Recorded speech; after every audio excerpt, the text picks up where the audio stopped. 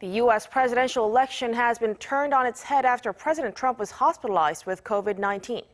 And now with the election less than a month away, how is this curveball going to affect the race? Our Jung-hee has the details. U.S. President Donald Trump's COVID-19 diagnosis came just 32 days before the presidential election.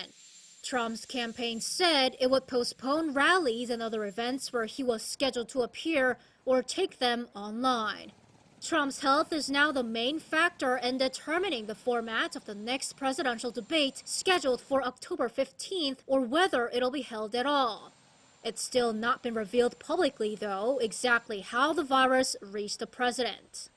You know, it's hard to assign blame given the high level of transmissibility of the virus. And then you have the president himself has been somewhat defiant about masks and that sort of thing. So it may have just been the perfect storm and inevitable, unfortunately.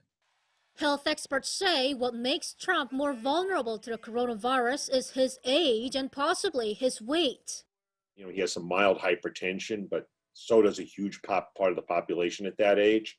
So I don't think, other than of what we know publicly, he has any very high risk factors, except really his age. Even his obesity is not really to the state that would be a real super problem. If Trump falls severely ill, then Vice President Mike Pence would take over.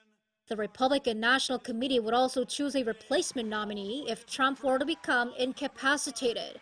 However, an expert on U.S. election law says what deserves more attention is how the election will be affected overall.